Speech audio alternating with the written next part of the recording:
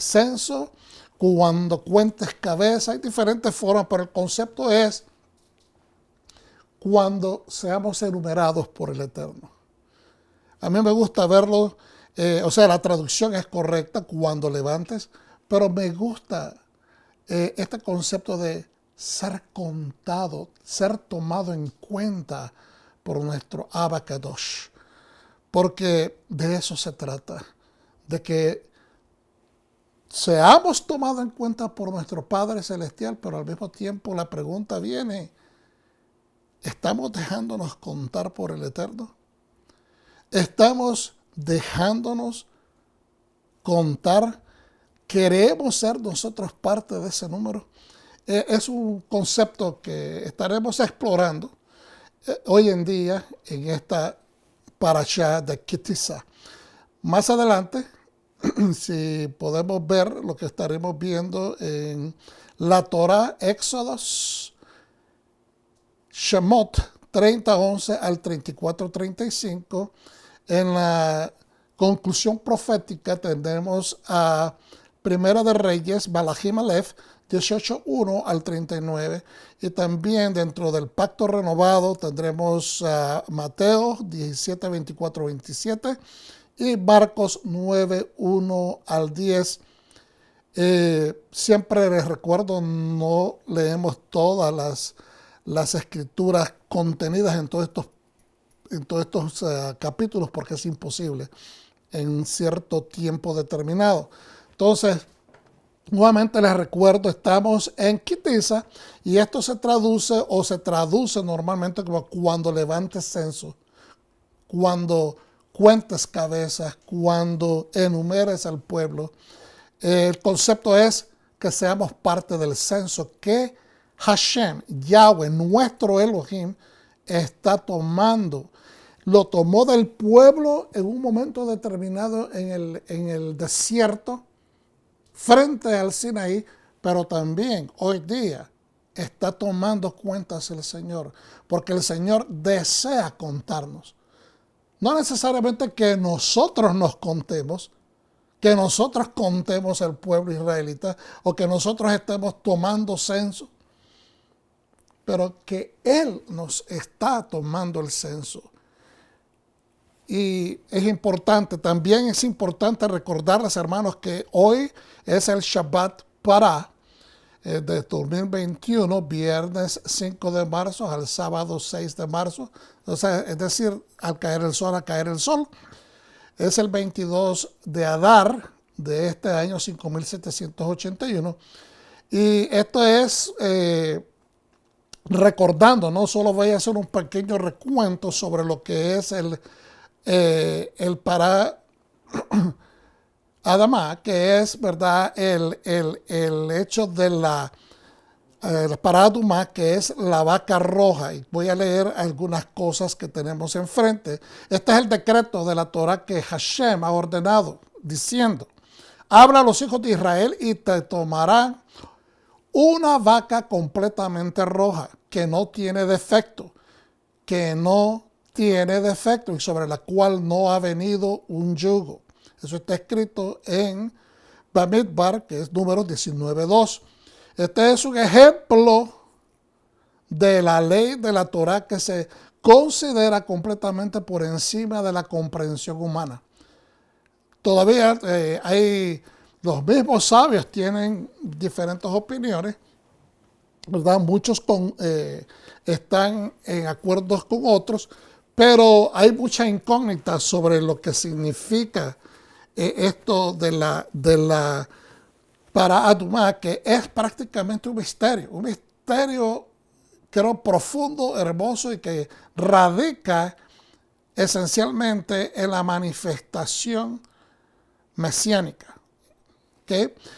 Este es un ejemplo de la ley de la Torah que se considera completamente un enigma, ¿okay?, encima de toda comprensión humana. La paradoja es que aquellos que están involucrados en la preparación de las cenizas de la vaca roja, es decir, que están involucrados en sacarla del templo porque tiene que ser sacrificada fuera de las paredes del templo y de la misma ciudad de Jerusalén.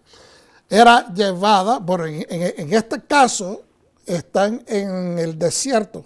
Todavía no hemos llegado al tiempo de los templos, pero tenía que ser sacrificada fuera del campamento, del tabernáculo de reunión, ¿verdad? Y eso es lo que involucra a toda esta gente que está involucrada en el sacrificio y en la preparación después de la ceniza.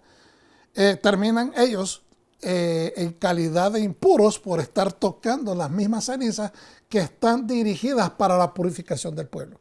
Eso es bien enigmático y profundo. Entonces, la paradoja es que aquellos que están involucrados en la preparación de las cenizas de la vaca se vuelven ritualmente impuros, mientras que el rociado de agua con esas cenizas se usa para eliminar la contaminación ritual o la impureza ritual. Es un ejemplo de una ley que debe aceptarse únicamente por fe. Es el ejemplo de una ley que se debe de aceptar por fe. Es así como lo determinó el Eterno, es así como debe de funcionar. En el Shabbat, después de Purim, se retiran del arca 2 rollos de la Torá. La sidra de la semana se lee desde el primero y desde el segundo se lee el capítulo de Paradumá, la vaca roja o la vaquilla roja. Proporciona el procedimiento mediante el cual las personas pueden purificarse de la contaminación causada por un cadáver humano. Es decir, las cenizas sirven para librar de las impurezas causadas por venir en contacto o estar en contacto con un cadáver. ¿Okay? Tanto de humanos como de animales. Porque la verdad es que es interesante. Cuando recibimos a nuestro Mesías, Yeshua, automáticamente nosotros que estábamos en contacto con el cadáver, porque todo producto de pecado es muerte. El producto del pecado es la muerte. Entonces, en ese momento recibimos vida. En ese momento somos ritualmente hechos puros. Estamos limpios por dentro porque con su sangre recibimos la expiación completa. Obviamente que queda después a cada creyente mantener esa limpieza ritual, procurando seguir el sendero. El sendero que nosotros seguimos para mantener esa pureza es la Torá, los mandamientos, las indicaciones prescritas por el mismo Mesías y por la misma palabra de Dios o la Torá, las instrucciones en la Biblia. La lectura de este capítulo, hermanos, fue instruido para esta época del año porque los judíos debían purificarse antes de llegar a Jerusalén para la fiesta de peregrinación llamado Pascua o Pesaj. Es decir, estamos prácticamente a unas semanas de celebrar Pesaj. Todo creyente que sigue la Torá entiende, amén, entiende que nosotros tenemos que procurar esa pureza ritual que necesitamos mantener, porque de esa manera es que el Eterno se agrada de nosotros. Mucha gente tiene problemas con los términos ley, pureza ritual, y son simplemente conceptos que podríamos decir, algunos modernamente dicen santidad, pero la pureza ritual es lo que es externamente, y obviamente la pureza de la que más estamos interesados hoy en día, o más énfasis se hace, es en la pureza interna, lo que se llama la pureza moral. Muchas veces hay personas que están límpidos por fuera, como el mismo Yeshua nos está estableciendo en las Escrituras que algunas personas están bien blanqueaditos por fuera, bien pintaditos, pero por dentro no están bien. Y él utiliza una palabra bien fuerte, son como sepulturas, como tumbas blanqueadas, que por fuera están limpias, pero por dentro continúan cometiendo falta, están corroídos, hay pudredumbre, hay mortandad. Entonces, es importante que entendamos que estos términos no nos están llevando a una conceptualización arcaica o interpretación equívoca de las Escrituras, sino más bien nos están dando términos que son bíblicamente aptos, bíblicamente apropiados. Entonces, La Haftará o conclusión profética que se lee en este sábado de Parashat Pará contiene el versículo: y rociaré sobre ti agua pura para que te purifique. De todas sus contaminaciones y de toda la inmundicia te limpiaré. Eso está en Ezequiel 36:25, que se lee como un musaf o un extra. Hay otros paralelos en la Haftará entre los conceptos del pecado representados por la contaminación y la expiación representada por la pureza. Esta idea de análisis con el comentario que aparece en ArtScroll acerca de Ezequiel en las páginas 354 y 534, estoy leyendo los números al revés, 534 al 535 de ese comentario, dice lo siguiente: la libertad de voluntad en asuntos morales es la primera e insustituible condición para vivir la vida en el plano superior exigido por la Torá. Ay, y la gente dice, pero por la Torá. La Torá es la palabra de Dios, es la voluntad del Eterno, es el pensamiento de Dios, es como piensa Dios, es la santidad de Dios. Su palabra es Él es su palabra. Entonces, la creencia, sin embargo, la creencia en la libertad de acción del hombre se ve amenazada a veces por el hecho de que el hombre no puede evitar la muerte y está sujeto a la limitación superficial impuesta por las fuerzas de la naturaleza. Entonces, tenemos que entender entonces lo que nos están diciendo con este comentario. La libertad es voluntaria. Usted desea estar en libertad o usted decide estar en cautividad. Estamos refiriéndonos a los términos espirituales. Usted decide estar en libertad espiritual o usted decide estar en cautividad. La ley no es cautividad. La ley se hace para definir entre aquel que es criminal y aquel que es buen ciudadano. Es la ley la que define quién es qué. Por lo tanto, usted decide con su voluntad dónde quiere permanecer. Entonces, pero tenemos que entender que lo primero y que es insustituible es la condición de la persona de vivir una vida en un plano superior. Porque usted puede decir, yo quiero libertad, pero sus acciones tienen que definirse de acuerdo al ámbito de la libertad. Aquella persona que le gusta vivir libremente, pues se ocupa de obedecer la ley. Nos pasa en nuestra sociedad. Cualquiera de nosotros que infringe la ley va para el calabozo, va para la cárcel. Pues de la misma manera, espiritualmente hablando, es la ley la que define quién está debajo de la ley, que significa bajo el juicio de la ley. Pero nadie puede estar arriba de la ley porque nadie es más importante o mejor que Dios, sino que todos estamos en la ley, estamos dentro de la ley porque queremos mantener la libertad. Ahora, podemos decir que estamos en la ley, pero por dentro nosotros tenemos que desear vivir esa vida plena en un nivel más alto. ¿Cómo hacemos eso? Pues siguiendo las instrucciones que el Eterno nos ha dejado. Es como somos elevados. A través de Yeshua HaMashiach, a través de su nombre, donde nos autoriza o nos desautoriza de acuerdo a lo que estamos actuando. Porque si estamos actuando conforme a su voluntad, nos autoriza. Si estamos actuando conforme no a su voluntad, si estamos en desacuerdo de su voluntad, entonces nos desautoriza. Entonces, de esta manera es como nosotros creamos el concepto de que podemos estar limpios por fuera, pero, o mejor dicho, podemos estar limpios ritualmente por fuera, pero necesitamos procurar estar internamente, moralmente, espiritualmente. Cuando decimos espiritualmente, tenemos que estar moralmente en nivel verticales con el Eterno. Es bien sencillo. Es bien sencillo. La moralidad bíblica está definida por la voluntad de Dios, que está bien plasmada y bien esclarecida en sus preceptos, en sus mandamientos.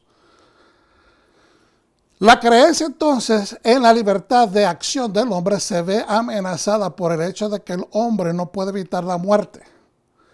Y dice la gente, nacemos simplemente, algunas personas dicen esto, no, nacemos para morir. Amén. Hay un principio y hay un fin.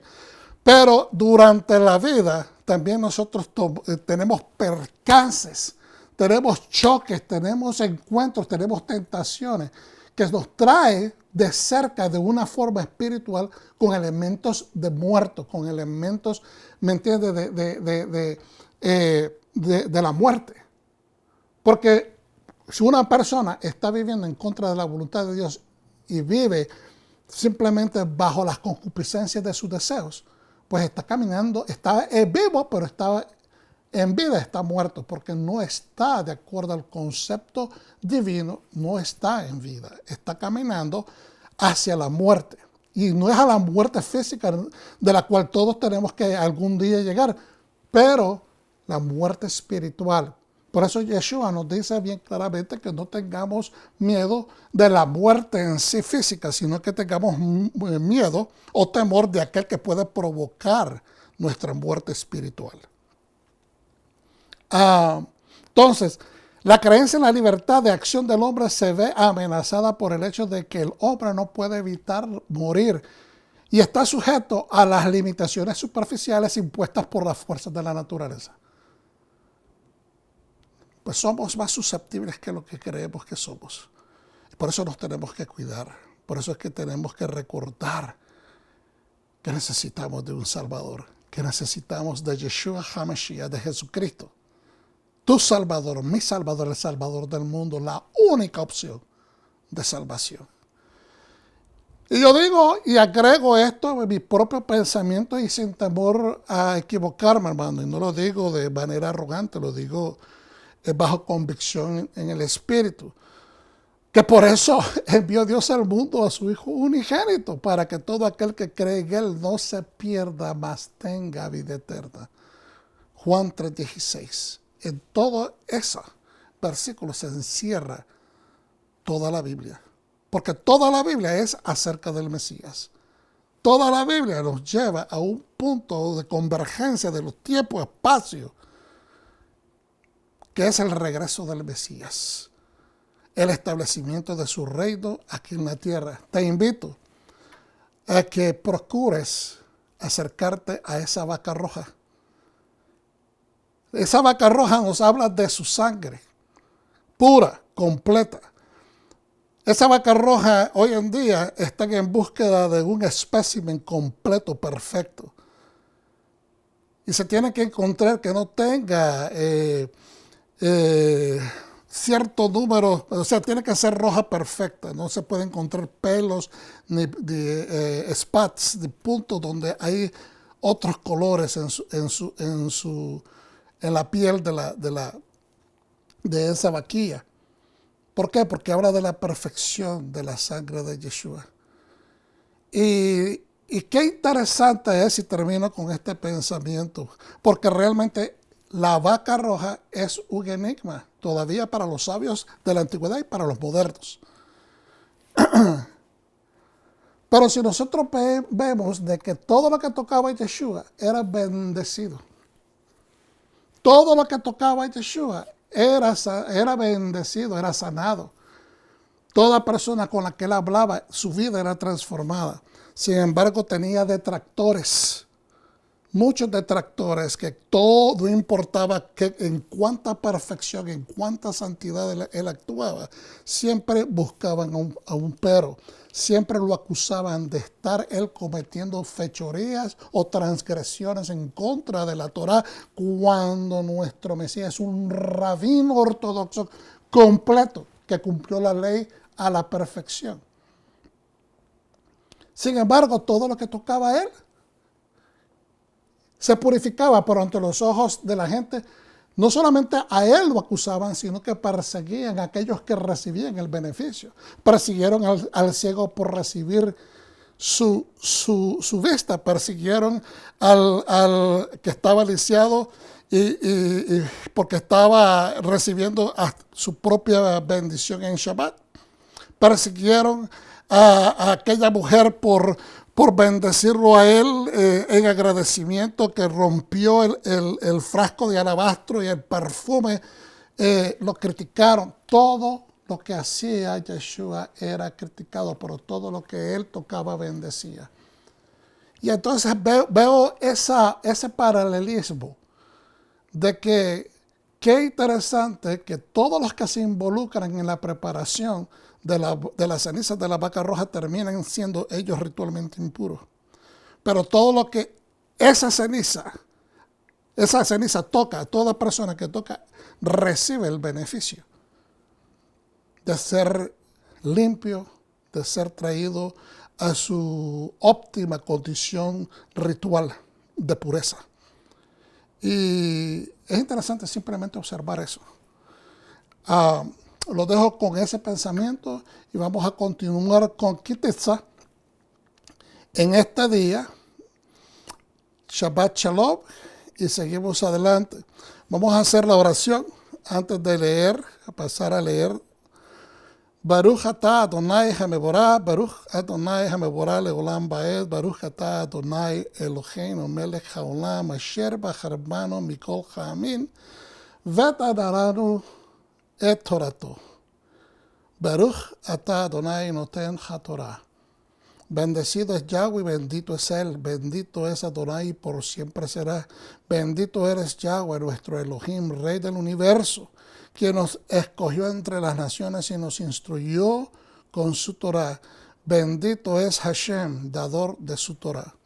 Gracias, Padre, por los beneficios de los escritos de los profetas y los escritos del pacto renovado, las palabras de nuestro Mesías.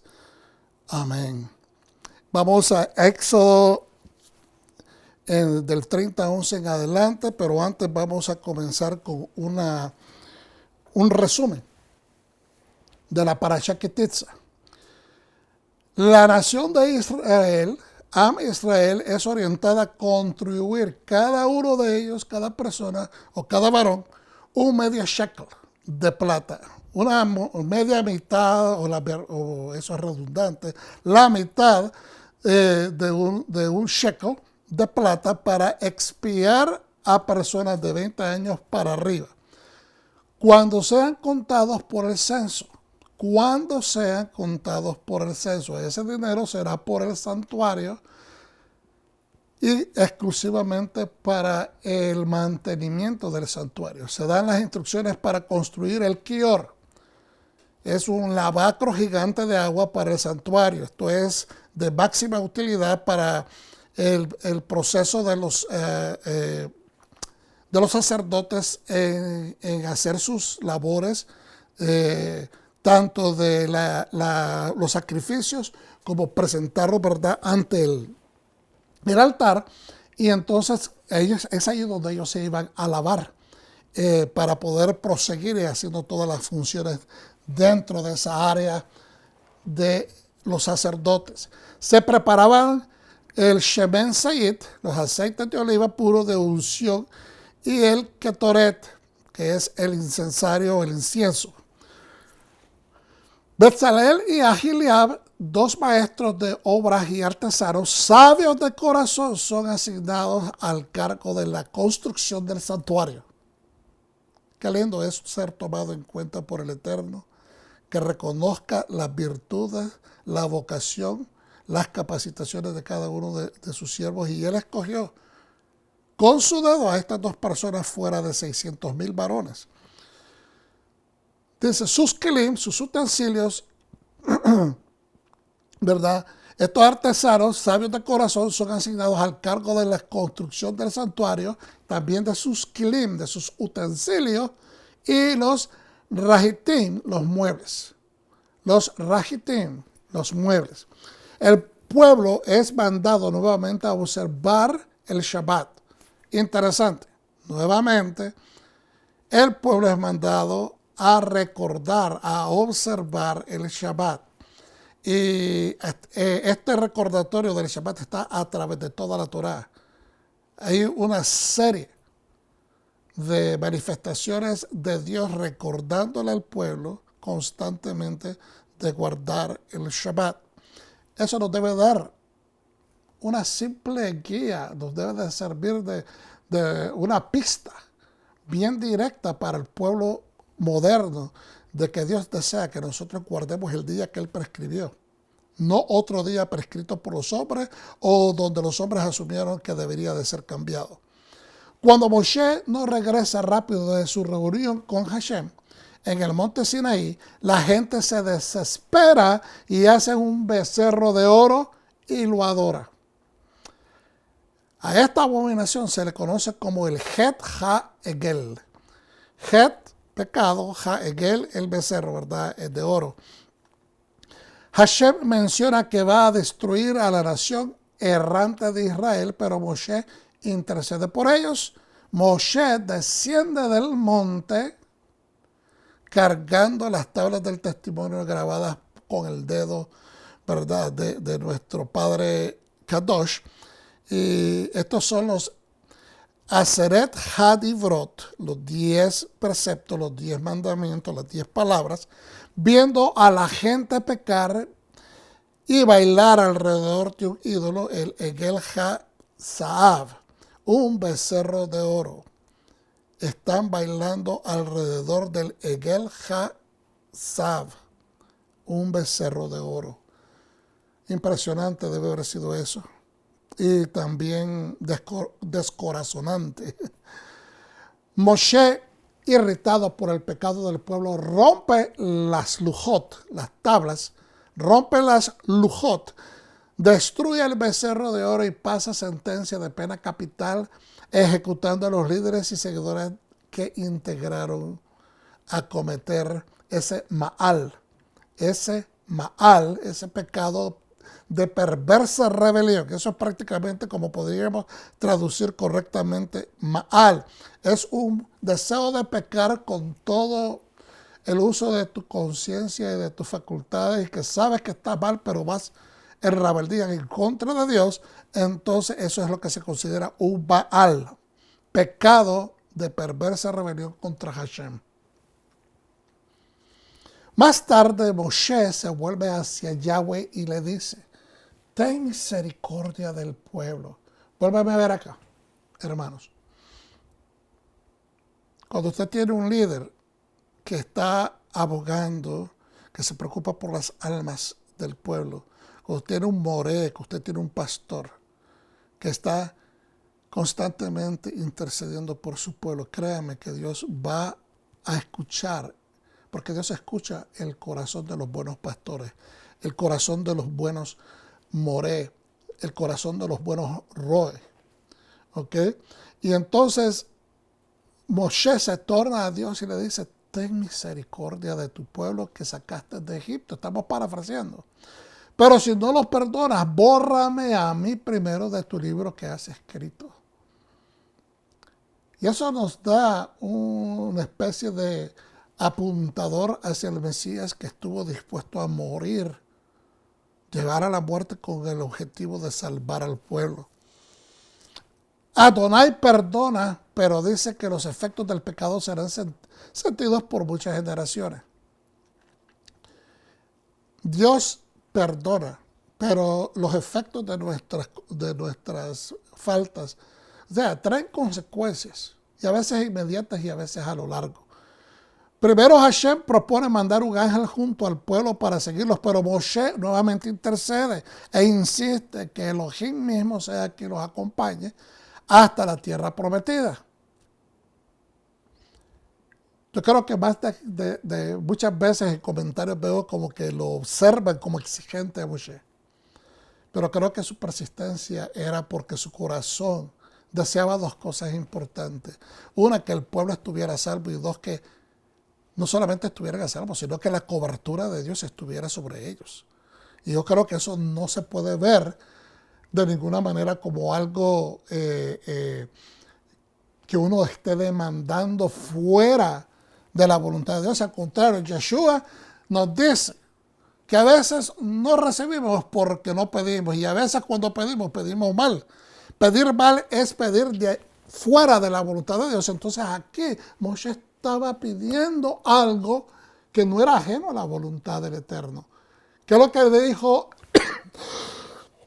perdón, el Eterno, cuando mandó a pedir la ofrenda para hacer el Mishkan, pide un regalo de parte de ellos y que traigan ofrenda que sea conforme a su voluntad, ¿verdad? Que sea de corazón, para que me construyan una residencia, un santuario, porque yo quiero, así yo, o sea, yo quiero, deseo, porque quiero estar en medio de mi pueblo. Entonces, Moisés no está pidiendo nada fuera de la voluntad de Dios. Por eso no puede ser una exigencia. Puede ser a la larga un poco atrevida, pensando, ¿no?, de que el pueblo acaba de fallar, pensando de que el pueblo realmente acaba de transgredir el primer mandamiento, acaban de negar a su Dios, acaban de traicionar a su rey. Pero creo que es loable, es aplaudible lo que hace Moshe. Amén. Entonces, Moshe es instruido a preparar. Voy a regresar a la anterior, ¿verdad? Primero Hashem propone mandar su ángel junto al pueblo para guiarlos, pero Moshe insiste que Elohim mismo sea quien los acompañe hasta la tierra prometida.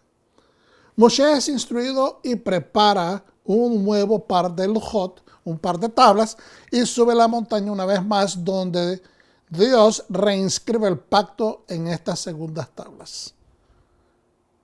Ese es el reinicio nuevamente del pacto. En la montaña Moshe es agraciado con la visión de 13 atributos de misericordia divina. Y ¿cómo podríamos decir cómo fue agraciado Moisés al escuchar estas bendiciones? Creo, sin tener temor de equivocarme, ¿no? Y vuelvo, mientras yo meditaba en esta porción este año, me doy cuenta de que Moshe está persistiendo. Señor, ve tú con nosotros. Señor, quiero ver tu rostro. Señor, perdona a tu pueblo. Por favor, no los destruyas. Considera lo que ellos son. Considera qué es lo que van a pensar el enemigo o el mismo pueblo egipcio que no pudiste salvar, etc. Entonces me pongo a pensar de que Moshe está tratando no de pedir garantías de más. No son, no es que él está pidiendo garantías de más, es que él está tratando de conocer más a Dios a un nivel más profundo. Él es agraciado porque Dios, aunque él no está diciéndole al Señor, tengo dudas, o quizás no son dudas, no es que él dude de que Dios está diciendo la verdad, pero quizás sabe que la transgresión ha sido tan grande de que él lo que quiere es una seguridad, pero no es que duda de Dios, él lo que quiere es simplemente tener una aseguranza, pues. A veces nosotros tenemos confianza en una persona, pero usted quiere que le firmen el papel. Creo que más o menos podemos compararlo de esa manera. Usted cree en su amigo, pero usted quiere que firmen el papel para que sepamos que es algo legal, que es algo serio. Entonces, en la montaña Moshe recibe, es agraciado con escuchar a Hashem, con escuchar al Eterno, de que él está pronunciando no solamente su nombre. Le dice, yo voy a pronunciar mi nombre cuando pase al frente tuyo, pero él inmediatamente, con pronunciar su nombre, inmediatamente describe prácticamente los atributos de su nombre, que son 13 puntos, 13 atributos de su gracia, de su misericordia. Y inclusive pasar a juicio sobre los malvados, sobre los impíos, es tomado como algo que es de gracia, como misericordia. ¿Por qué? Porque cuando Dios trae juicio sobre el impío que está abofeteando, maltratando, tiranizando al justo, entonces está haciendo un acto de justicia, bondad y misericordia con aquellos que le siguen a él. Entonces, ¿Qué es lo que le está diciendo entonces el Señor a Moshe? Moshe, yo soy este Dios para ustedes. Yo soy el Dios, no solamente el Dios creador del cielo y la tierra y el Dios que puede vengarlos si alguien les hace mal. Pero yo te aseguro que yo soy toda bondad para con mi pueblo. Mis intenciones son benignas. Y me acuerdo cuando uno va a pedir la mano de su novia con los padres y que uno lo que le dice y trata de convencer a sus padres son las buenas intenciones, ¿verdad? Para con su hija, y que tenga confianza que uno cuando se case con ella, si se la permiten entregar, le dan su mano, de que usted va a ser bueno con esa joven, que no la va a maltratar. Entonces trata de establecer a esa familia que usted va a ser de honra, que usted va a honrar también a esa dama. Entonces, es lo que está diciéndole Hashem a Moshe. Moshe, ¿sabes? Esto soy yo. Soy benévolo. Soy lleno de misericordia. Tardo para enojarme. Y te lo estoy demostrando porque he perdonado al pueblo. Te estoy entregando las nuevas lujot, las nuevas 2 tablas. Estoy reanudando el pacto. ¿Y sabes qué, hermanos? Eso se debe que gracias al Eterno escogió al hombre correcto. Escogió a un hombre que tenía un corazón que no solamente amaba a su pueblo, a su gente, pero amaba al Dios que se le manifestó en aquella zarza. Desde el momento que empezó a conocerlo, se maravilló y deseaba querer ver más de él, hasta el punto que le pidió ver su rostro. Le pidió ver su rostro, pero obviamente Dios le dijo, no puedes ver mi rostro, porque ningún hombre verá mi rostro y vivirá. Pero te voy a dejar ver mis espaldas. Y yo entiendo, quizás muchos podrán diferir conmigo en este tópico, pero las espaldas del Señor nos habla de ese. Si las espaldas del Señor en la revelación de su gracia y su misericordia nos están enseñando a nosotros todos estos 13 diferentes atributos de su amor hacia el pueblo y misericordia, pues esas espaldas es lo que representan, cuanto más su rostro. Cuanto más su rostro. Y usted podrá decir, pero no podemos ver su rostro. Claro que sí. No solamente usted ha visto el rostro de Dios, pero lo ha visto claramente. Lo ha visto en Yeshua, el Mesías. Porque Él es la cara, Él es la imagen del Dios a quien nosotros no podemos ver. Y Él claramente lo dijo, si me has visto a mí, has visto al Padre. Tenemos el gran privilegio de poder ver en las Escrituras a Yeshua, de poder ver su cara. No me refiero al Yeshua presentado por Hollywood. Puede ser que haya un parecido, puede ser que se acerque, pero el Yeshua que nosotros conocemos a nivel personal, a nivel espiritual, en sus Escrituras y en esa relación, es tangible.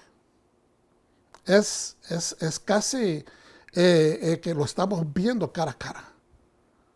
Lo estamos viendo cara a cara.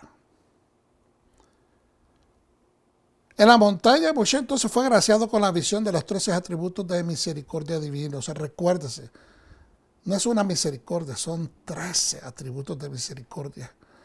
El rostro de Moshe es tan radiante con la presencia de la Shejinah de Dios, que a su regreso del monte debe cubrirse con su velo. El pueblo se llena de temor.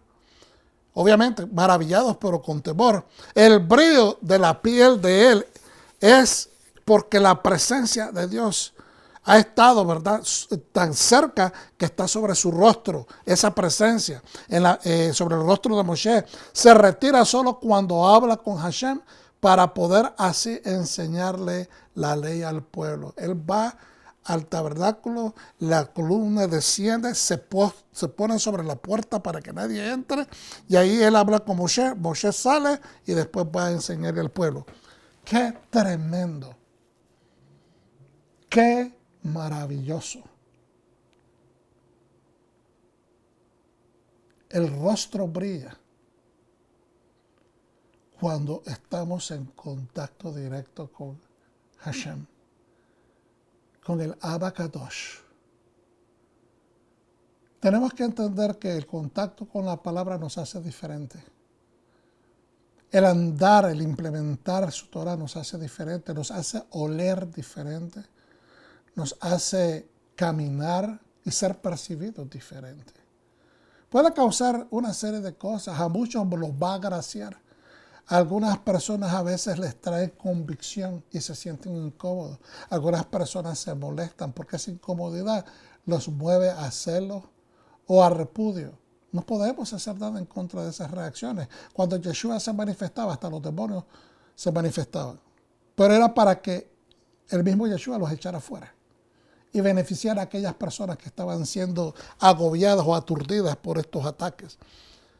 De la misma manera, creo que nosotros como pueblo del Eterno hemos sido levantados en un tiempo como este para marcar una diferencia, no como lo dicen tradicionalmente, pero realmente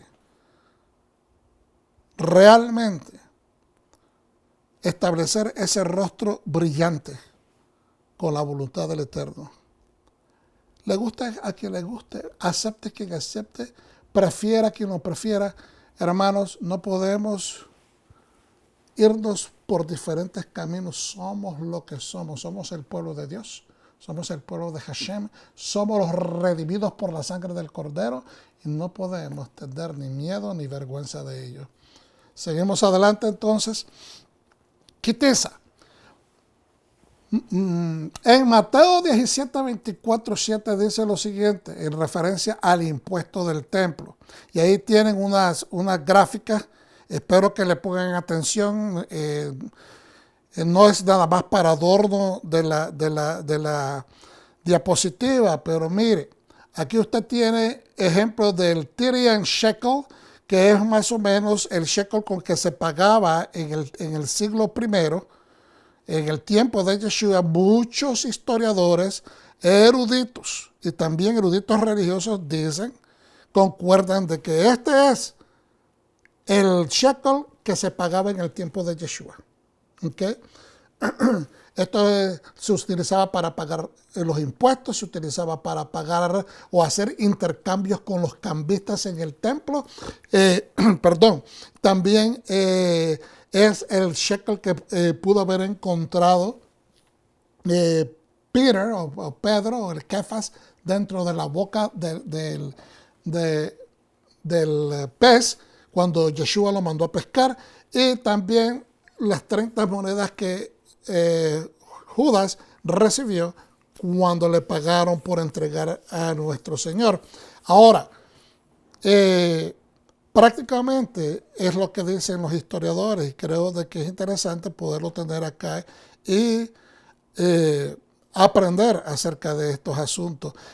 Ahora, es muy posible que el mismo Yeshua pudo haber provocado de que ese, siendo el Hijo del Eterno, que esa moneda fuera exactamente una de las monedas del templo. O sea, que fuesen un ciclo del templo directamente, no una moneda por parte del gobierno que estaba rigiendo en ese momento, que era Roma. No sé si me estoy dando a entender.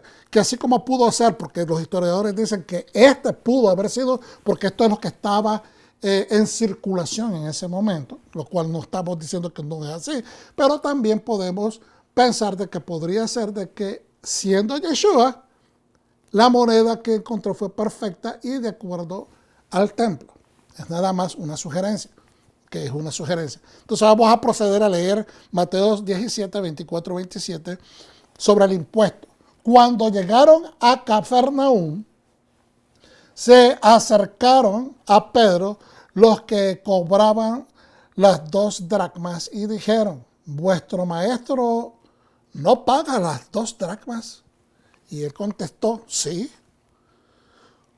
Cuando llegó a la casa, Jesús les anticipó diciendo, es decir, ya sabía el Señor que había pasado con él. Él se le anticipó y le dijo: ¿qué opinas, Shimón? ¿De quiénes reciben impuestos o tributos los reyes de la tierra? de sus hijos o de los extraños?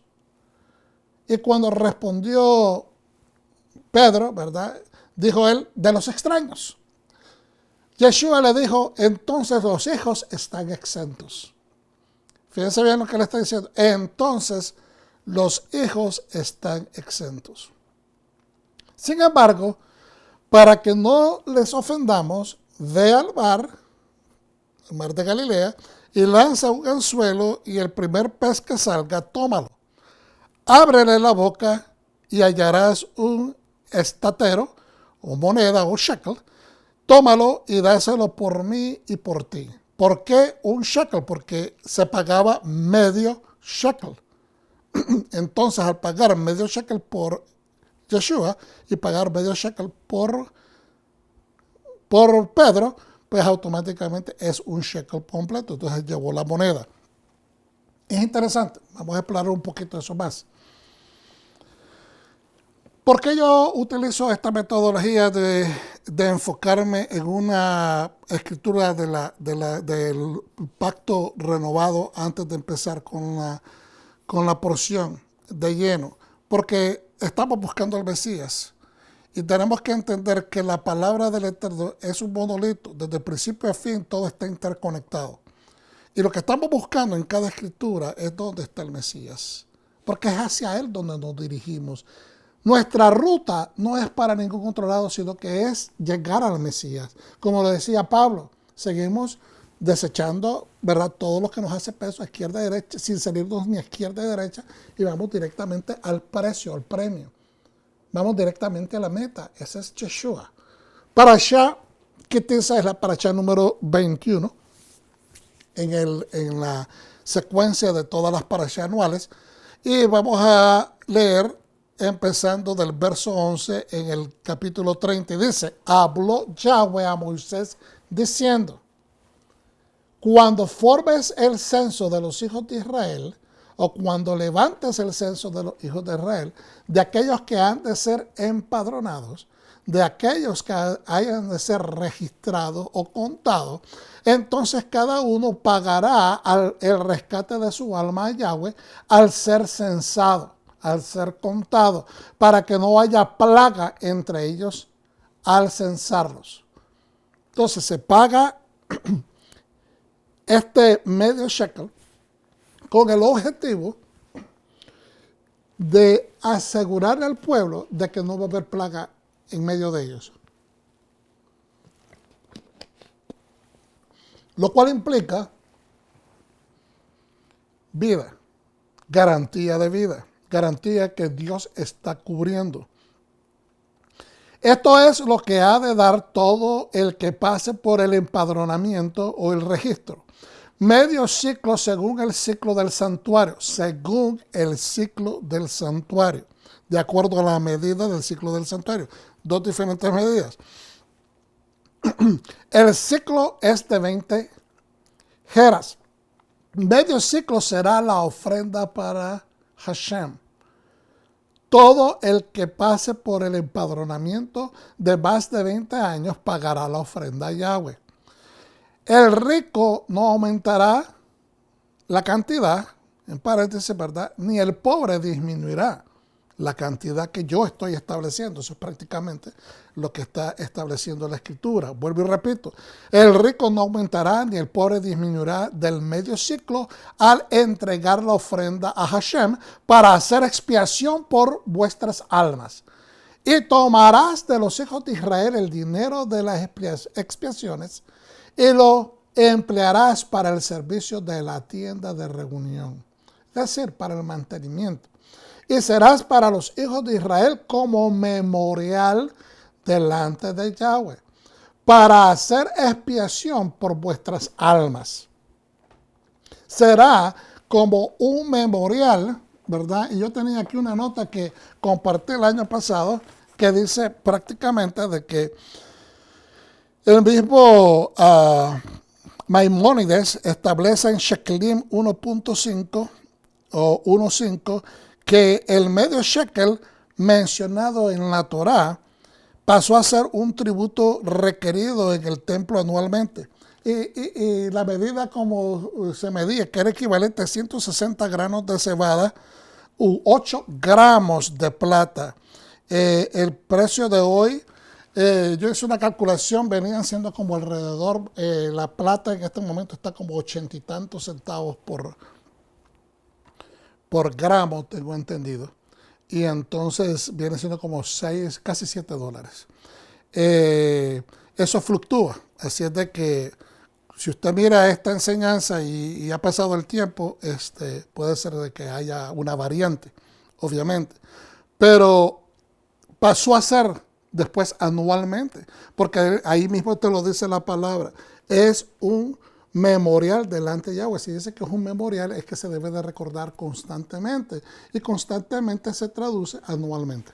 Entonces, Yahweh habló a Moshe diciendo: harás una fuente de bronce con una base de bronce para lavarse y las pondrás entre la tienda de reunión y el altar. Luego colocarás agua en ella. Y Aarón y sus hijos se lavarán en ella sus manos y sus pies. Cuando entren en la tienda de reunión o cuando se acerquen al altar para ministrar, para ofrecer a Yahweh ofrenda ígnea encendida, se lavarán con agua y no morirán. Se lavarán pues las manos y los pies para que no mueran, y lo tendrán por estatuto perpetuo, él y su descendencia por sus generaciones. Muy interesante, ¿no? Qué tan importante es lavarse, limpiarse, aún dentro de las funciones del sacerdocio, que obviamente por mandato del rey y creador, el Dios eterno, se tenían que hacer sacrificios. Los sacrificios obviamente van a generar sangre, y esa sangre pues tenía que ser constantemente limpiada de las vestiduras de los sacerdotes en el procedimiento diario de sus labores. Y era importante lavarse para que no murieran, dice, para que no sean encontrados con falta. Entonces, como un racional del censo, quería discutir esto, hermano. Vuelvan a ver aquí un momentito. La Torá nos enseña que es prohibido hacer o levantar un censo. Contar al pueblo judío, al pueblo creyente, en una manera ordinaria. Y usted me va a decir inmediatamente, pero eso ya no aplica modernamente. La Torá es perpetua. Lo que pasa es que tenemos que encontrar un entendimiento. Obviamente nosotros no vivimos en la tierra, no vivimos en Eretz Israel, ¿ok?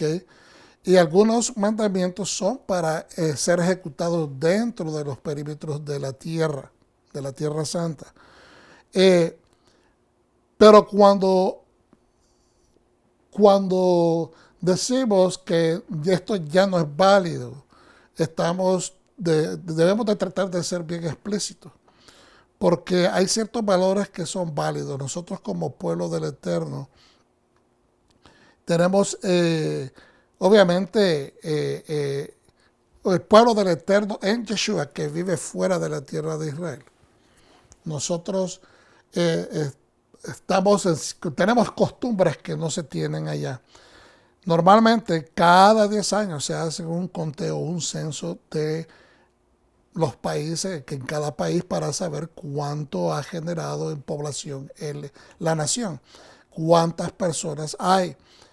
Todo esto se hace con el objetivo de mantener, ¿cómo se dice? Saber cuánta necesidad para servicios médicos, para infraestructura, o sea, se toman muchas determinaciones basado en el número de habitantes que hay en un pueblo o una nación. Entonces, pero al mismo tiempo nosotros no podemos decir que esto está eliminado. Tenemos que estudiar y ver cómo podemos encajar estos conceptos, porque nosotros en Yeshua somos parte del pueblo.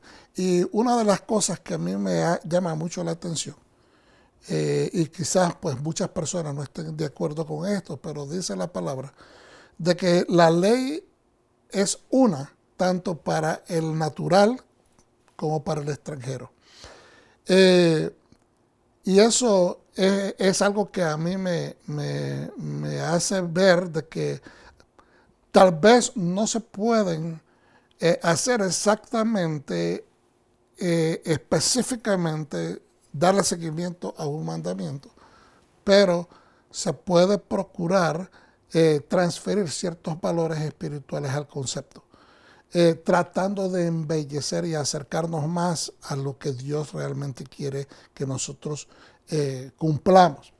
Entonces voy a leer esto nuevamente. La Torá nos enseña que es prohibido hacer o levantar un censo, contar al pueblo judío en una manera ordinaria.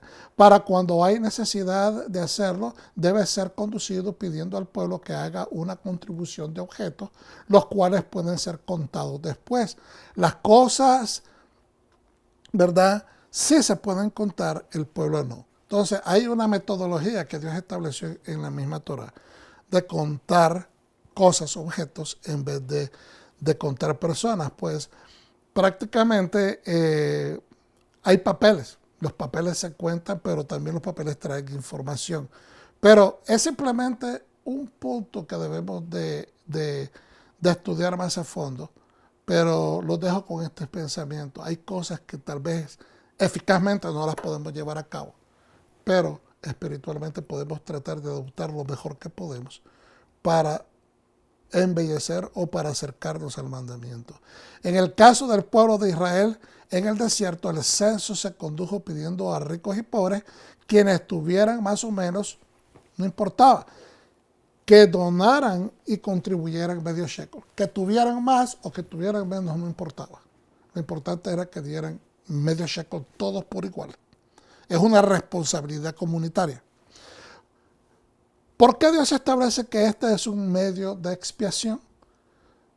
No es que solamente exista expiación por medio del derramamiento de sangre. Esto lo hemos explorado en otras ocasiones y sabemos que no solamente por expiación de sangre vienen, a través de sangre viene expiación nada más. Hay muchas ofrendas que se hacen, ¿verdad?, en sacrificios, porque la persona que era pobre y no podía traer un animal, tenía que traer ofrendas de alimenticias, ofrendas, ¿verdad?, de productos alimenticios, de granos, etc. Y ellos recibían expiación. Por eso es que tenemos que esclarecer bien claramente de que a veces estos conceptos se llevan a los límites y no se exploran algunas de las variantes. Pero realmente aquí Dios es el que establece esta expiación. Dios es el que establece esta expiación. Y se lo voy a explicar brevemente. Cuando ellos salieron de Egipto, Dios trajo plagas a Egipto. Trajo enfermedades, trajo plagas. Y estas plagas pues son a una manera de maldición o de juicio sobre el pueblo que estaba maltratando al pueblo del Eterno. La última plaga fue prácticamente una destructiva, que fue la muerte de los primogénitos. Es una plaga. Solamente los primogénitos de los egipcios murieron. De los hijos del sistema mundano, de los hijos de aquellos que están persiguiendo a los hijos de Dios, que quieren enjaularlos, que los quieren cautivar, tenerlos en esclavitud. Entonces, nuestro Padre Celestial estableció una plaga. Entonces, para que no haya plaga, para que el pueblo se recuerde de que ellos han sido objeto de protección en comparación al pueblo enemigo, Dios establece un impuesto, por decirlo así, de medio shekel para la protección de su pueblo, para la protección, para que no se deje venir una plaga sobre ellos. Pero es también un recordatorio, por eso es que es un memorial para Hashem, pero debe de trabajar. Cada vez que Dios dice, será un memorial para Hashem, nos debe de hacer un efecto, ¿me entiendes?, de dos lados. El hecho de que Dios quiere que lo recordemos es para que nosotros lo recordemos. El hecho que Dios dice será un memorial para Hashem, no es que Dios se le va a olvidar, es que lo estamos recordando, estamos conmemorando, recordando de que Él es el Dios de Israel, que es el Dios que lo sacó de las manos de sus captores y de que Él es el Dios que le está garantizando que ellos van a estar bien. Entonces, pero ese memorial se transfiere a un medio shekel y ese medio shekel va a ser utilizado para mantener la limpieza, para mantener, dar mantenimiento al santuario que se le acaba de construir. Recordemos que el censo lo ordenó Hashem en este caso, pero aún así desde la antigüedad Dios hizo prohibición sobre estas rutinas de contar al pueblo. Entonces, este censo no es un pecado. ¿Por qué? Porque lo está dando el mismo Dios y Él está estableciendo cómo lo va a hacer. Se va a pedir un medio shekel para que se cuente el medio shekel y saber cuánta gente hay. No se cuenta la gente, pero se cuenta el medio shekel. Es para llevar un cómputo, siempre y cuando sea ordenado por Dios y haya una necesidad que lo amerite. En todo eso, en todo caso, el medio shekel es un impuesto que expía a las personas enumeradas que han sido incluidas en esa cuenta. Yo quiero ser contado por Hashem. Yo deseo que usted sea contado por Hashem. Yo deseo que nuestras familias, todas, sean contadas, enumeradas dentro del pueblo que Hashem está cobijando, protegiendo. Otro punto muy clave a entender de esta contribución no es para amasar el dinero necesariamente. Más bien es asignada para la construcción y el mantenimiento del tabernáculo del santuario. Era importante, aún después de años, ya cuando se construyó el templo, era importante, esas dádivas traían la capacidad del templo de estar embellecido, de mantenerse limpio, de mantener todas sus estructuras modernizadas y al día. Hashem les dio oportunidad y al participar en un esfuerzo caritativo, hermanos, en un esfuerzo caritativo de responsabilidad universal o nacional. Es una oportunidad que nos da el Eterno y es recíproca. Estamos conmemorando al Eterno, que nos dice, recuérdate de mi santuario, recuérdate de mi casa, pero al mismo tiempo, al recordarnos que debemos de hacer esto. Okay.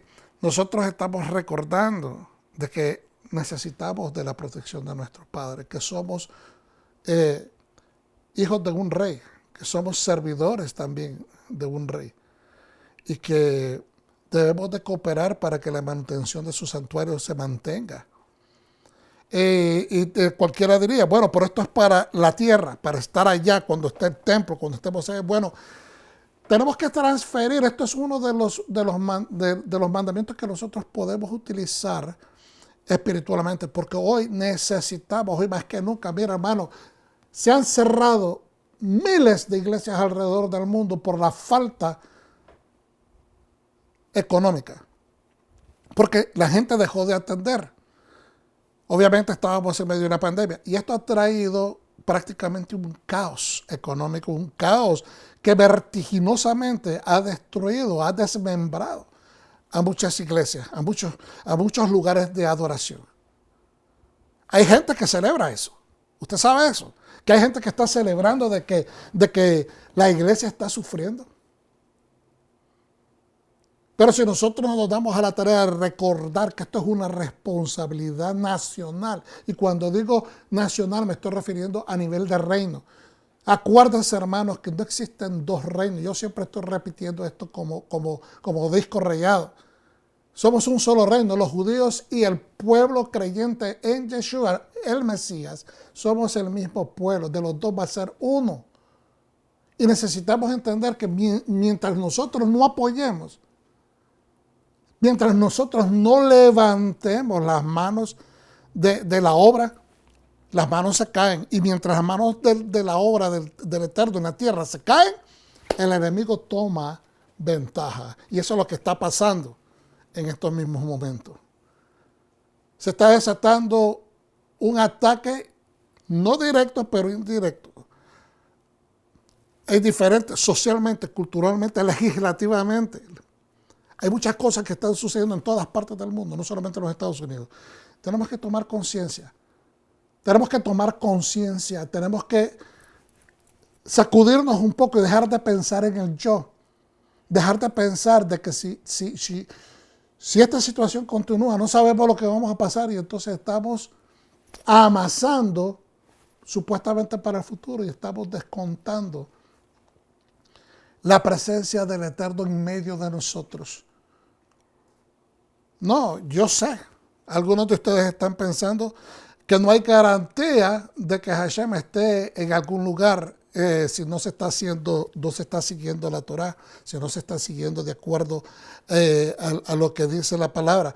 Pero, hermanos, necesitamos acción inmediata de parte del pueblo creyente, que se reactive y que empiece a tomar la batuta de cargar, de tomar carga por esto. Y esto estoy hablando en niveles generalizados, no necesariamente al punto de nada más del medio shekel. Pero lo tomo como un ejemplo.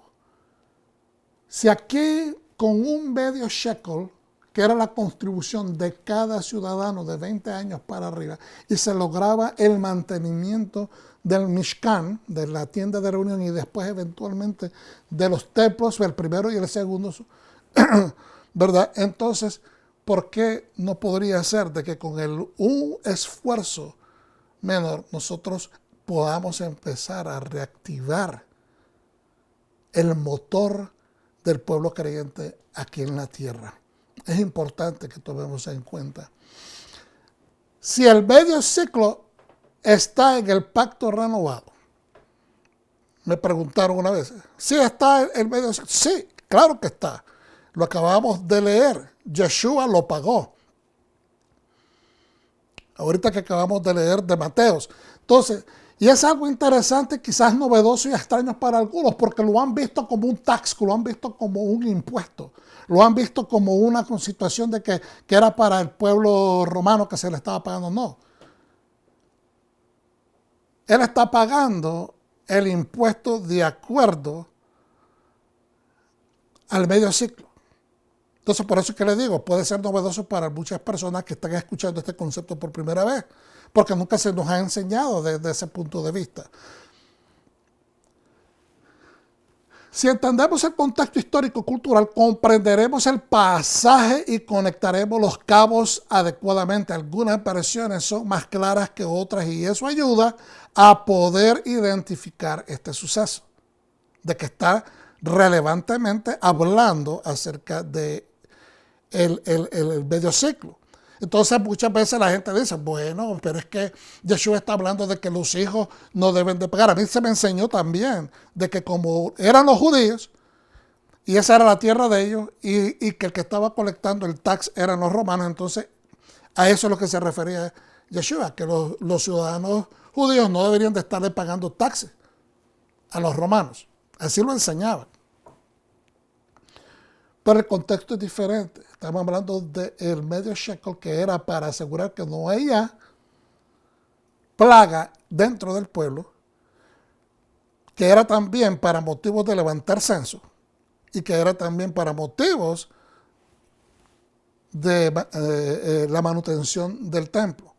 En este pasaje, los que estaban colectando el medio ciclo se acercaron a Kefas, Pedro, y le preguntaron, ¿no paga tu maestro el medio ciclo? Y Kefas, Pedro, respondió, sí. Pedro, como un buen judío obediente a la Torah, respondió automáticamente como era debido. En otras palabras, en su pensamiento, y lo puse en verde, él pudo haber estado pensando, mi rabino es un sadik. Mi rabino es un hombre justo y obedece la Torah. Claro que él paga el medio ciclo. Por eso él sabía quién era su maestro. Entonces, muchos en la tradición cristiana han comentado erróneamente que Shimon Kefas cometió un error al contestar así rápidamente, porque él rebajó a su rabino, dicen algunos, a su maestro, al estatus de un pecador, al decir que él también pagaría un medio shekel. Lo han malentendido, pues interpretan en el Nuevo Testamento a la luz de doctrina sistemática grecorromana. Pues están ignorando que contextualmente el judío israelita está obligado a pagar el medio shekel como expiación, ¿verdad? Y recordemos que en la esclavitud egipcia Israel vio cómo Hashem trajo una peste, la plaga número 10, que aniquiló a los primogénitos egipcios. El medio shekel es para expiación y proteger contra la plaga, cualquiera que sea esta, y mantener el santuario o la residencia divina en óptimas condiciones. A nosotros nos interesa que la residencia de nuestro Padre Celestial esté en óptimas condiciones. Todo centro de adoración, obviamente no es el templo. Todo centro de adoración, sinagoga, iglesia, sabemos que no es el templo, hermano. Nosotros entendemos eso, pero es el lugar donde vamos a adorar. Tenemos que ser, en otras palabras, agradecidos con el Eterno por ser parte de un grupo comunitario, de una congregación que desea honrar al Rey donde quiera que estemos. ¿Qué te parece, Simón? Le preguntó el Señor. ¿De quién toman costumbre o tributo los reyes de la tierra? ¿De sus propios hijos o de los extraños? Pedro respondió, de extraños, de los extranjeros, de los que no son ciudadanos. Entonces el Señor dijo, entonces los niños son libres, los hijos son libres. El punto aquí es que evidentemente el medio ciclo se continúa pidiendo, esta vez para el mantenimiento del templo. Ver en 2 de Reyes 12:14, nuestro Señor usa la ilustración de los reyes que imponen impuestos a sus súbditos para mantener sus palacios. Pero los niños, los hijos, estaban exentos. Entonces el templo era la casa de su padre. El templo es la casa de Hashem. Es la casa del padre de Yeshua, nuestro Mesías. Y él era libre de impuestos. Prácticamente esa es la gloria de Yeshua HaMashiach, ser el hijo unigénito del Eterno. Él no se está revelando, él no está siendo malcriado, él no está negando la Torah, él no está diciendo yo no tengo, es decir, no está trayendo ese punto a colación por simplemente ser rebelde, porque él nunca se rebeló en contra de la voluntad del Padre. Pero vamos a ver, Yeshua entendía que aunque él es el hijo del rey, pero como un hombre y judío, de este punto de vista, otro ser humano judío no entendería si él rehusaba pagar lo que por la ley está establecido por Dios. Él entendía quién es él. Él sabía quién es él. Él no tenía que pagar ese medio shekel. Él es la representación del reino. Él es el rey en la tierra, por decirlo de esa manera, representando a su rey, a su padre, a su Dios, en la tierra, en pleno uso de sus facultades, como el hijo unigénito, pero él entiende que otro ser humano judío no lo va a entender si él deja de pagar, especialmente si él es un rabino. Por tanto, no como a manera de rebeldía, que Yeshua le explica a Pedro que él como hijo de Dios no necesitaba pagar el shekel, pues no necesitaba expiación. La expiación es para que la explicación es para que Pedro entienda. La explicación es para que Pedro entienda que Yeshua es la expiación. Yo no necesito hacer esto, porque yo soy el Hijo de Dios. Por eso le manda a pescar un pez, quien tendrá en su boca un shekel, suficiente para pagar por ambos, por Pedro y por él. ¿Y por qué un pez? Es la pregunta, yo me hice esa pregunta. El pez es libre, pero no emite sonidos, hermano. no emite quejas. Su silencio es equivalente al silencio que el perfecto Hijo de Dios tuvo que guardar, sujetándose a leyes de hombres, a veces. Él se sujetaba a la Torá y hacía todo lo que la Torá, pero a veces tenía que sujetarse a leyes de hombres, sujetándose a la Torá para traernos la perfecta, su completa expiación. Por eso cuando le dice Juan el Inmersor, Señor, eres tú el que me debe de hacer la tevilá, de hacer bautizar a mí, me debes de bautizar a mí. Y le dice, no, vamos a hacerlo así para que se cumpla toda justicia. Pues aquí tenemos otro ejemplo más del Mesías cumpliendo toda justicia. Cuando dice cumpliendo toda justicia, se refiere cumpliendo la Torá, que es toda la justicia de Dios dada a los hombres. Porque Yeshua es la justicia de Hashem, la justicia de Dios, para nosotros. Él nos trajo a justicia a través de cumplir la Torá de su Padre. La plata obtenida de los medios por medio de los shaklim son para el mantenimiento del santuario y será un memorial. Se entendió que sería anualmente y perpetuo, como lo acabamos de compartir de parte de Maimónides, un fundamento de creyentes que somos coparticipantes en santidad. Es un fundamento para todo creyente que entendamos que somos coparticipantes en santidad. Entonces usted me va a decir, ¿cómo es eso? La santidad es en Yeshua, la santidad viene por la palabra, la santidad viene por los mandamientos, sí, pero también viene porque mantenemos un lugar de adoración, ¿verdad? Donde gente que no conoce como tú y yo conocemos de la palabra, pueden llegar a aprender el ABC de cómo seguir al Dios eterno. Y justamente donde nosotros como comunidad nos ensamblamos para cumplir con el santo mandamiento de reunirnos en una Mikra Kodesh, en una santa convocatoria, Mikra Kodesh. Entonces ahora en 1 de Reyes 18:1 tenemos, entonces dijo Elías a todo el pueblo, acercaos a mí. Y todo el pueblo se acercó a él y reparó el altar de Hashem que había sido derribado. ¿Por qué lo habían derribado? Porque tanto Jezabel como Acab y todos sus secuaces seguidores, todo el pueblo que le seguía a ellos, los reyes Acab y Jezabel, habían dado al traste con todo lo de Dios. Habían destruido, habían desacrado todo y habían establecido sus propios centros de altares y de adoración a sus baales.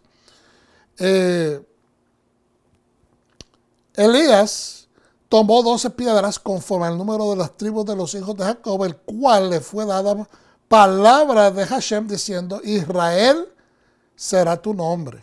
Vuelvo y repito. Y Elías tomó 12 piedras conforme al número de las tribus de los hijos de Jacob. Él estaba representando a cada tribu, el cual le fue dada palabra de Yahweh diciendo, Israel será tu nombre.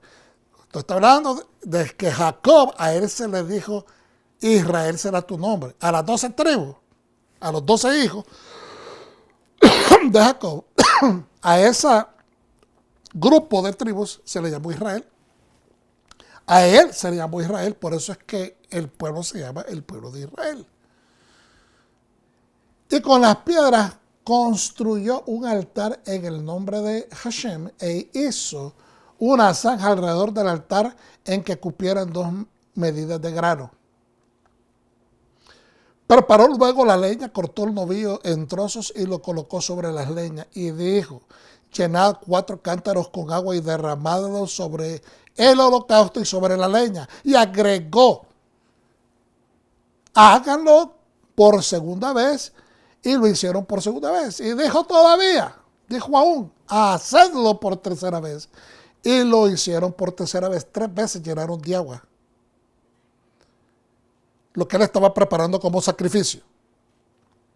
Y corrió el agua alrededor del altar y también la zanja se llenó de agua. Cuando llegó la hora de presentar la ofrenda vegetal, sucedió que el profeta Elías se acercó y dijo, oh Señor Yahweh, Dios de Abraham, de Isaac y de Israel, sea hoy manifiesto que tú eres Elohim en Israel y que yo soy tu siervo y que he hecho todas estas cosas por tu nombre. Vamos a hacer un paréntesis que voy a explicar. Cuando él dice que está levantando esas 12 piedras, lo está haciendo como memorial. Está espiritualmente poniendo en representación a las 12 tribus de Israel. Y está como trayendo está reensamblando espiritualmente a un pueblo que está completamente destrozado espiritualmente porque están siguiendo Baales, están siendo gobernados o tiranizados por dos locos que han decretado de que Dios no existe prácticamente, han perseguido y matado a sus sacerdotes, a los sacerdotes de Dios, han perseguido a todos los profetas, y en este momento él está ensamblando ante este altar diciendo, Señor, manifiéstate. Porque el acuerdo que tuvo Elías con el rey Acab, que andaba buscando comida, andaba buscando pastizales para sus animales, justamente con Abdías, ¿okay? Con Abdías, que prácticamente Abdías es un hombre de Dios, es un hombre justo, es un profeta también, pero él ya estaba ayudando a alrededor de 100 profetas o sacerdotes y los estaba alimentando, escondiéndolos de los reyes tiranos para que no los mataran. Y comisionó a Abdías que se fuera a buscar también comida y que se encontraba, según los sabios dicen, que se encontraba alguien que estaba acaparando comida, que se le informara al rey, porque él pues no quería que nadie estuviera haciendo eso y el rey padeciendo, especialmente sus animales. Pero Abdías se encuentra con Elías, un encuentro que Dios mismo debió haber arreglado, y Elías le dice que por favor notifique al rey que él quiere hablar con él, y Abdías se llena de temor y le dice, si después no te presentas, a mí me va a costar la vida. Elías le asegura que él se va a presentar con Acab ese mismo día, y entonces él dice, perfecto, se fue y le notificó al rey. Se hace este meeting y en ese encuentro, Elías le dice que le llame al pueblo, que convoque a todo el pueblo en el monte Carmelo. Y es ahí donde todo el pueblo llega y se ensambla. Porque él quiere que el pueblo testifique, que todas las tribus, que toda la gente que está en desbandada espiritual, que han dejado de seguir al Dios del cielo, al Dios de Israel. Por eso es que él hace énfasis de que quiere reensamblar al pueblo. Y lo llama Israel, es tu nombre. Por lo tanto, aquí, como lo hemos estado diciendo, leyendo de Primera de Reyes 18:1, de que Elías está preparando ese altar. Ya le dio oportunidad a 850 sacerdotes de Baal y a 800 de profetas de Asra, todos estos apoyados y pagados por la reina Jezabel. Y ya ellos hicieron todo lo que pudieron hacer. A ellos se les entregó un animal, lo despedazaron, lo descuartizaron, los pusieron en el altar, invocaron a todos sus dioses y ninguno contestó. Ahora es la oportunidad de Elías de demostrar quién es Dios. Entonces seguimos leyendo en el 35, y corrió el agua alrededor del altar y también la zanja se llenó de agua. Cuando llegó la hora de presentar la ofrenda vegetal, sucedió que el profeta Elías se acercó y le dijo, oh Hashem, Dios de Abraham, Isaac y Israel, sea hoy manifiesto que tú eres Elohim de Israel, que tú eres el Dios de Israel y que yo soy tu siervo.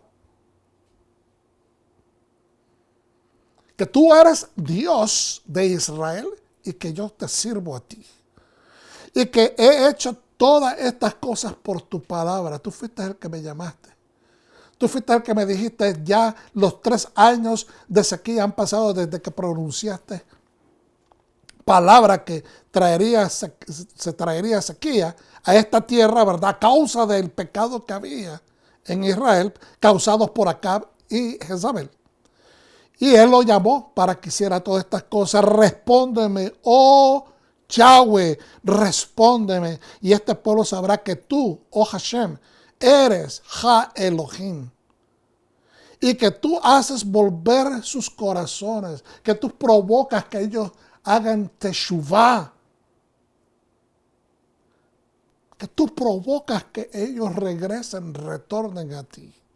Entonces cayó fuego de Yahweh y consumió el holocausto y la leña y las piedras y el polvo y lamió el agua que había en la zanja. Es decir, lo consumió todo. Al verlo, toda la gente cayó sobre sus rostros y dijo, Hashem es Ha Elohim, Él es Dios. Yahweh es Elohim. Esa manifestación de que Dios asegura al pueblo, yo soy Elohim. Eso es una garantía, hermanos, que no va a haber más peste.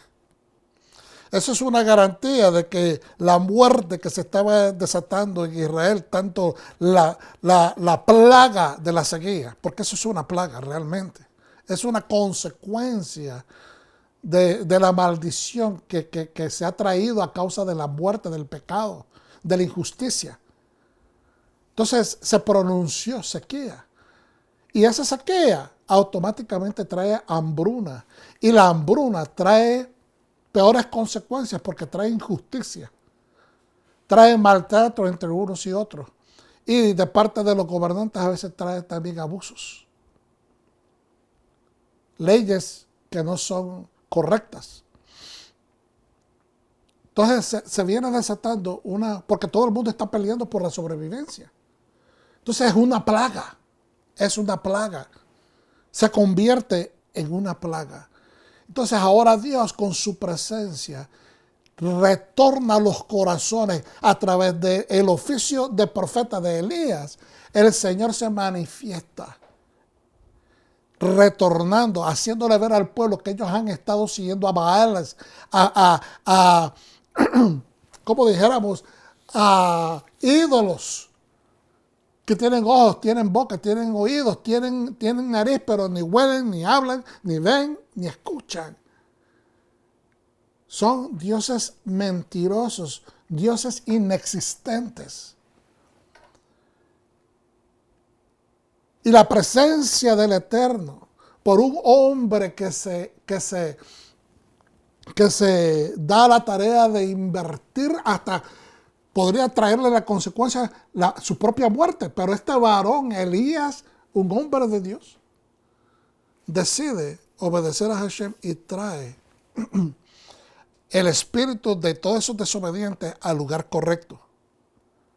El espíritu de los corazones desobedientes los trae al lugar correcto, que es el punto de Teshuvah, de hacer retorno. Y todo el mundo se postró y adoró al Señor diciendo de que Él es Dios. Por medio de las palabras de Hashem, Elías había emitido palabras de sequía. No habría lluvia hasta el momento que Dios, por medio de su profeta, volviera a traer una palabra de que restauraría, ¿no? Lluvias. Esto fue un golpe duro para la tiranía del rey Acab y su esposa Jezabel. Obadiah o Abdías es llamado por el rey Acab y es comisionado, como dijimos anteriormente, para ir a buscar lugares verdes, pastizales, para el ganado y las bestias y evitar que murieran por la hambruna. El rey pensaba que la gente le estaba escondiendo información sobre suministros, o que había gente aglomerando riquezas y comida, etcétera. Y no la estaban compartiendo. Y esta es, lo dice Maam Loetz. Abdías se encuentra por accidente, por voluntad divina, con Elías, quien le dice, le avise al rey. Ya nosotros mencionamos acerca de todo este encuentro, ¿verdad? Es importante saber de que Abdías es uno de los 12 profetas menores del canon bíblico. ¿Okay? Este es el Abdías que aparece en tu Biblia. Él se había convertido, pues era un descendiente de Saúl. Y era un hombre de confianza del rey Acab, aunque empleado de ese rey Acab. Abdías era un profeta justo y él estaba ya arriesgando su propia vida, como dije anteriormente, cuidando y alimentando a 100 profetas de Dios, del Dios verdadero, protegiéndolos. Y muchos de los sabios, y aquí está este comentario de parte de Radak, uno de los sabios, comenta que en este momento Dios ha enviado de regreso a Elías para que proclame cesamiento de la sequía, en adición a la misericordia de Hashem por su pueblo.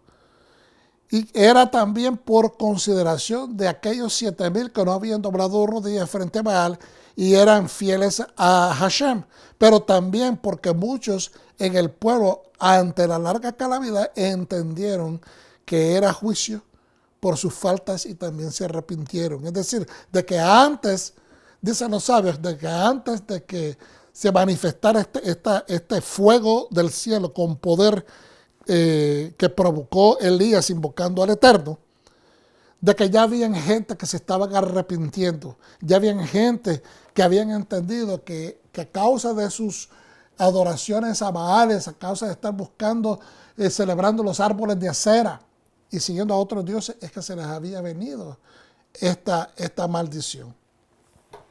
Yo voy a terminar en esta tarde hasta acá, hermanos, para que dejemos la segunda parte de esta maravillosa parashá para este miércoles. Siempre damos la segunda parte cuando no podemos terminar los conceptos. Este miércoles entre 7 y 7:15 comenzamos y les doy gracias por haberme acompañado hasta este momento. Creo que es maravilloso lo que Dios está preparando para nosotros en estos días. Le damos gracias al Eterno por permitirnos ministrar y le damos gracias a ustedes por acompañarnos y por esa hambre. Sigamos nutriéndonos unos a los otros porque nuestro Señor está cerca. Baruch Hashem.